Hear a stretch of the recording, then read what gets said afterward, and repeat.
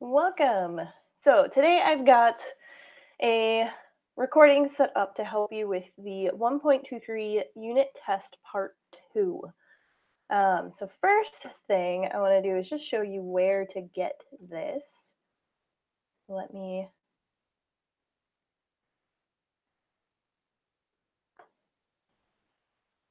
bring this screen over. So hopefully you can see the chemistry homepage here. So you have quick access right now, but later, if anybody's watching this at a different time, you're going to have to launch Unit 1. And then the easiest way on the left side here, open up 1.23. Then you got to scroll back up. You won't see nearly as many things just because some of these are only visible to the teacher, but this is the multiple choice part, and our focus for this is actually part 2. So you want to click and open this file down here. So if you're using Chrome, it'll work kind of like mine does, and it looks something like this. All right, so you're gonna enable editing so that you can actually write and do things on here. But what I have set up in my classroom right now is something you can follow along with. All right, I'm not going to graph that particular assignment because I don't want to do it for you, but I'm going to show you what needs to be done with a different set of numbers so that you can just, oh, okay, here's the equation I got to use. Now let me plug in my numbers instead of the ones Mrs. Pulling has. All right, so if you follow along with this, you can even I will go step by step through each question that you have to answer and show you how to do it with a different set of data. So you can even pause the video, get that first question done, then start it up again, move on to question 2. All right. So one thing, I'm not going to go over the details of, why we draw a trend line that is straight, or I'm just quickly going to review the slope equation. But this is all coming from something you've already seen, the 1.19 graphing recording, or if you haven't seen it yet, go watch it. But follow along with this, pause the video so that you can finish your parts, and you should be able to get this done with me right now. So first things first, you guys have a table in your assignment with data that you are going to plot on this graph. All right. My suggestion is to print this. It's easier to do this by hand. But if you are wanting to do this on the computer, you can insert shapes. All right. So you can insert, you can create a circle. All right. And then drag it onto the graph where it belongs. Okay. So you can do this within the Word program. I just find it's a little bit easier to do by hand if you're able to print it. But if you can't, just use that insert shape function. So plotting your data. You've got a table, all right? I've got times, and for me, distances, all right? So my times go on the x-axis, my distance go on the y, and when it comes to plotting, you just plot these in pairs, all right? So this first one, 1.4 and 132, so I'm going to go find 1.4. This is not something you would normally need to. So I know 1.4 is actually right about here. All right, I'm not going to make a mark here just because that's not where the point is, because now I have to go up my distance scale to 132. So I'm just going to stay at 1.4, keep going up. And I know this line is 130, so 132 is probably going to be right about there. All right, and then I'm going to try to make that just a little bit bigger.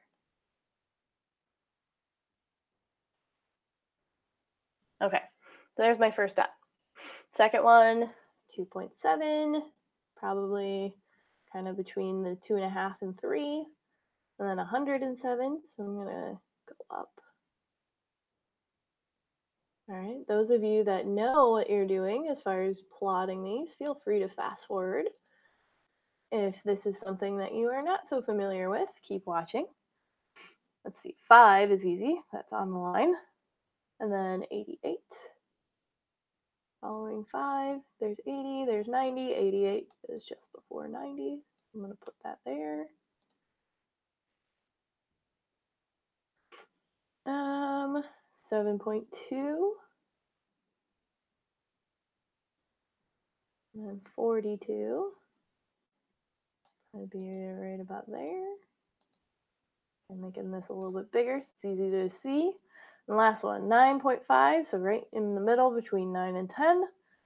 And 17 would be out here.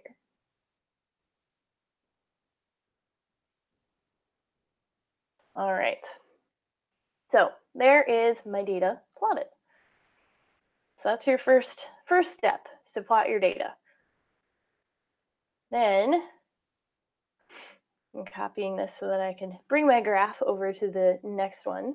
You are going to draw a trend line and calculate slope. That's the next question on your assignment.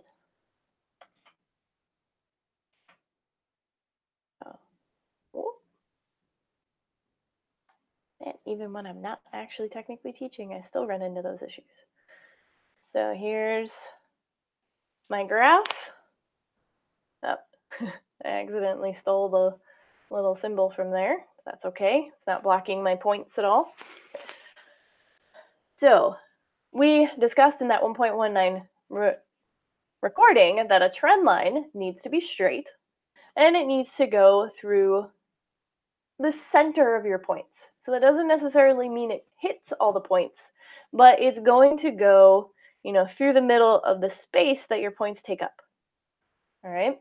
Also a good thing, and this is going to help when it comes to completing your assignment, you want to draw the trend line so that it crosses your y-axis because you're going to need that for later. So I'm going to stay probably about here.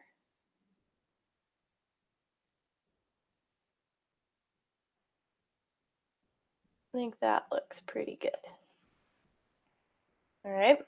So it's one of those, you're looking for, about half your points being on each side of the line. Or, if you're able to get through some, like I'd say I went through that point, I might have gone through that one. But it's like I've got 2 on this side, 2 on this side, and 1 that I went right through. That's pretty good. That's kind of in the middle of the space that my points take up. All right, so now I need to copy this so I can bring it over to the next page.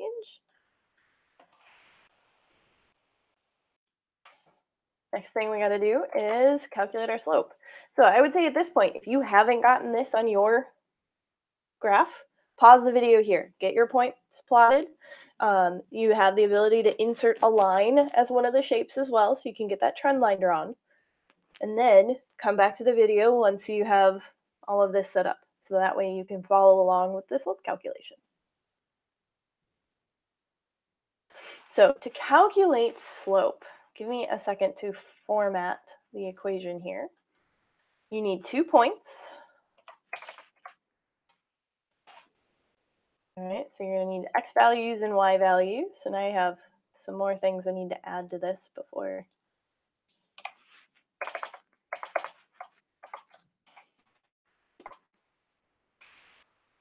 All right.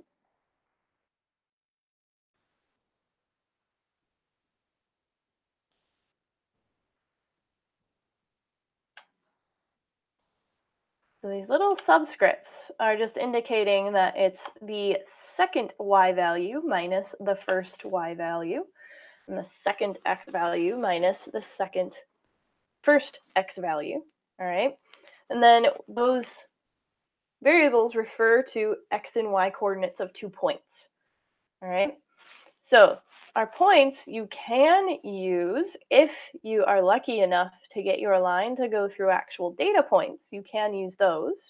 So I'm actually going to go back and figure out what that data point was. That was 1.4 and 132. All right, so my first point is going to be 1.4 and 132.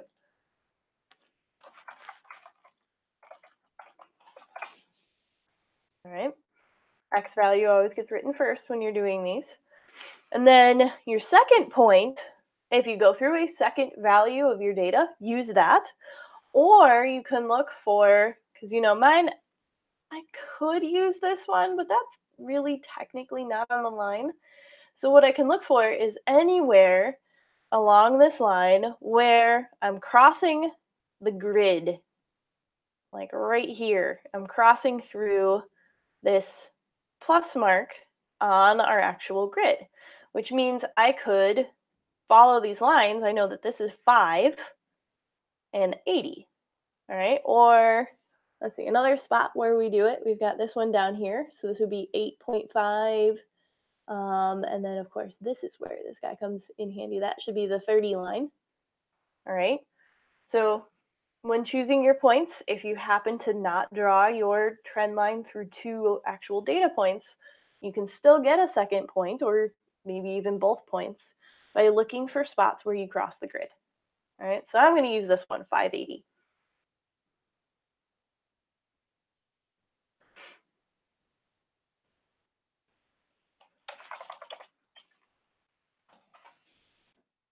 All right, so I'm just going to label this stuff for you in case this isn't making quite sense. But essentially, this is x1, and this is y1, because this is my x and y values of 0.1. And this is x2 and y2. Okay? So when I calculate my slope, I'm just going to plug those values in to the equation up here. So I'm going to have 80 minus 132. All right. That's going to be over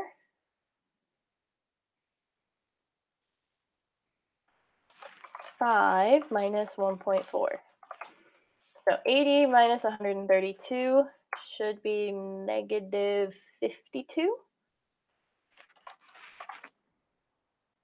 All right. Important to make sure you do these in that order, because you can see the slope is aiming downward, so that should be a negative slope. And then I am not that good with math in my head. I am going to do the next one with my calculator. 3.6. I just have this like mental block when it comes to decimals and actually subtracting. So last thing, when you're dealing with science, you don't leave this in fraction form. You're going to divide this out and give me a decimal point. So negative 52 divided by 3.6 is negative 14.4. So my final answer is this. Now, what I would like to see at a minimum from you on your assignment is your final answer plus at least this much, so I can see what numbers you plugged in. All right? So please remember to show your work. All right. So on to the next question. Bring my graph with me again. All right. So the next question is, what relationship do the two variables have?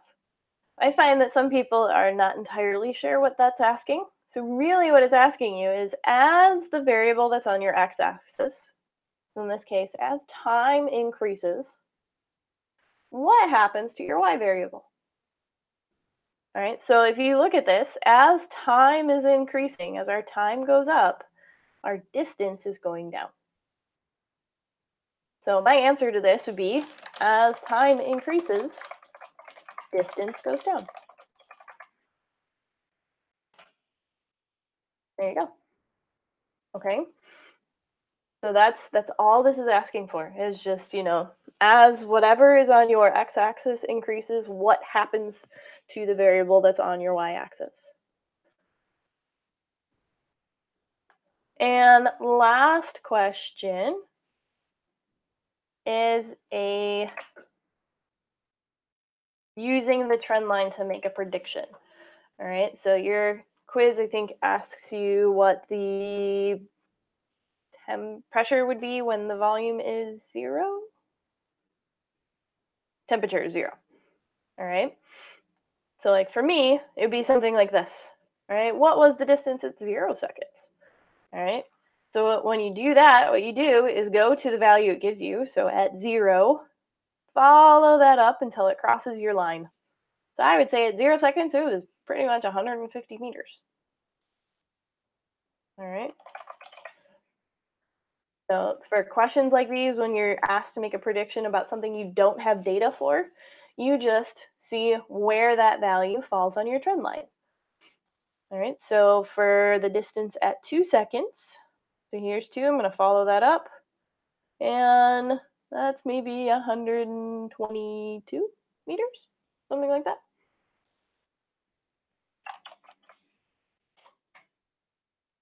And let's see, distance at 8 seconds. Again, you just follow 8 to that trend line, say that's like 37, and so forth. Okay, so just use your trend line to predict the value of your pressure at 100. All right, so of the pressure when volume is 0. All right, so just go to the 0 volume and then travel up until you hit your trend line. And that's where you can estimate your prediction. So hopefully this makes this assignment easy for you to complete. Just, you're not going to graph the same thing as me, you're going to graph your data, but the process you go through is the exact same process that I went through here. But if you have any questions or issues with any of this, stay after, I will help you out.